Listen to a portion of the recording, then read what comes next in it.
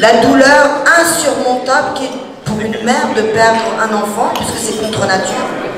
Donc c'est pour cela que je suis honorée, en même temps dans un état de souffrance incroyable, mais je sais que Madame Latifa Ibn Ziaten, Khalti, je le dirais, me comprend, et je voudrais l'accueillir moi-même sur scène, car elle a été elle aussi frappée dans son cœur de mère par l'islam radicalisé, l'islam détourné de son rôle, qui nous a frappés il y a 10 ans, qui a emporté son fils et deux autres militaires, mais aussi 3 enfants et un adulte emportés par la folie du terrorisme djihadiste parce que juif. Je voudrais les commémorer et qu'on n'oublie pas de se dresser devant la justice d'où qu'elle vient pour qu'on puisse avoir des jours meilleurs.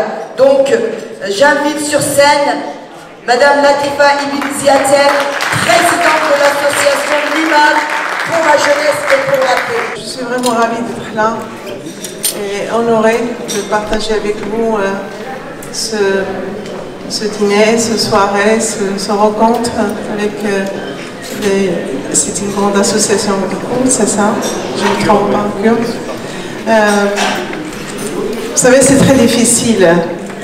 C'est sûr qu'il y a des jeunes qui se convertissent, des gens qui tombent dans cette secte terroriste, hein, il n'y a pas d'autre mot. Mais aussi, quelque part dans nos fautes, on est aussi responsable.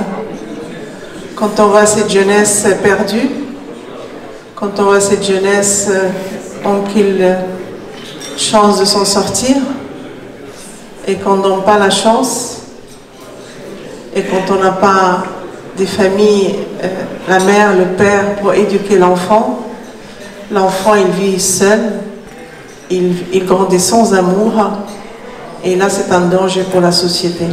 C'est ça qui était Mohamed Merah, malheureusement. J'ai commencé par lui parce que j'ai vu son CV, j'ai regardé son parcours, je voulais faire l'enquête moi-même, personnellement, pour voir ce jeune, pourquoi on tombe comme ça, on tue des gens froidement. Mais on est aussi responsable. Quand on met des gens dans les ghettos fermés, il n'y a pas de mixité dans l'établissement scolaire, il y a aucune chance pour qu'ils s'en sortent. On les fabrique nous-mêmes. Moi, j'ai payé le prix cher. J'ai perdu un fils de 30 ans. Je vis avec ma souffrance. Et cette souffrance, je voulais donner la chance à cette jeunesse qui est perdue aujourd'hui.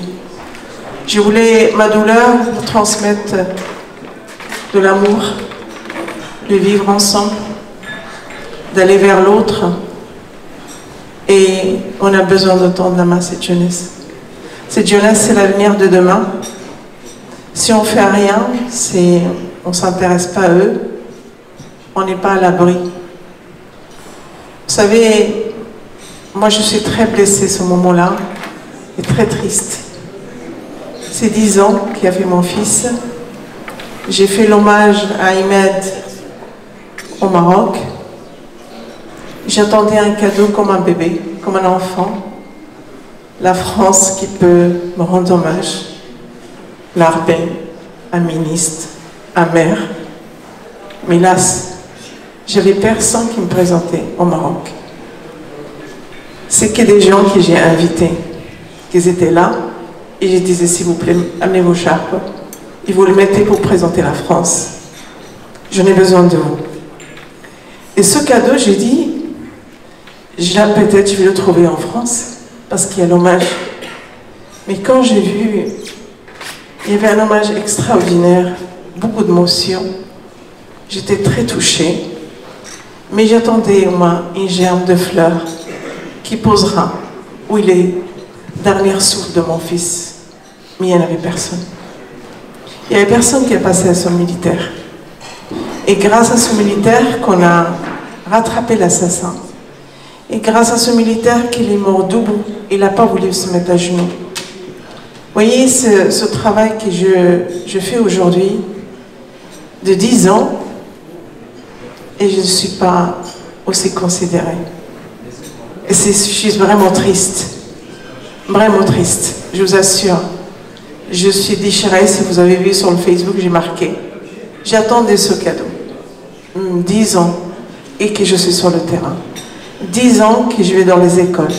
10 ans que je défends aussi dans les maisons d'arrêt, dans les foyers fermés, dans l'école deuxième chance, dans les... Où j'y vais, j'essaie de sauver cette jeunesse. 10 ans.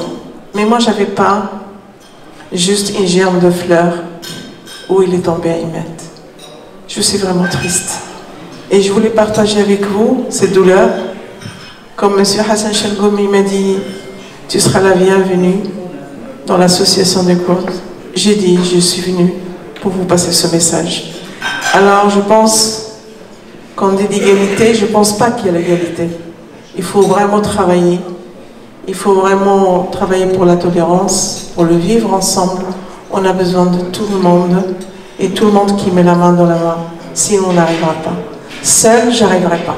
Mais il faut qu'on soit nombreux pour qu'on puisse arriver sur le vivre ensemble, le respect de l'autre, la tolérance, l'amour, et pour être fidèle à ce pays qu'on aime avec nos cœurs, la France. Merci beaucoup.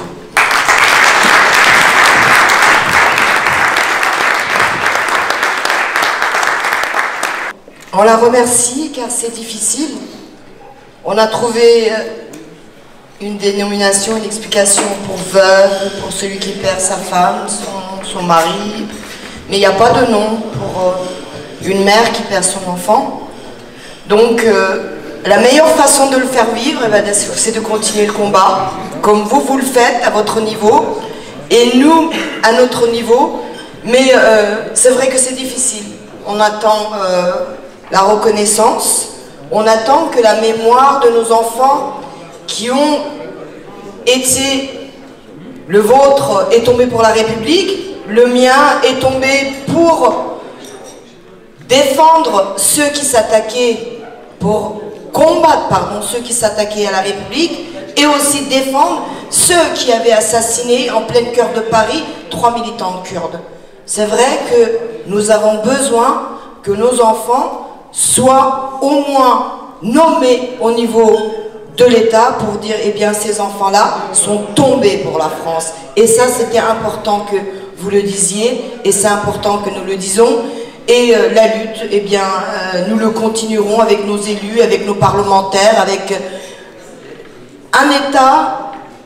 C'est comme une famille, on peut faire des erreurs, eh bien, il faut continuer à parlementer, à discuter pour que les erreurs soient réparées.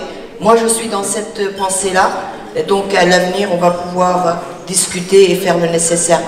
Merci, merci, et comme on dit chez nous, les Kurdes, on vous embrasse sur le cœur. Merci.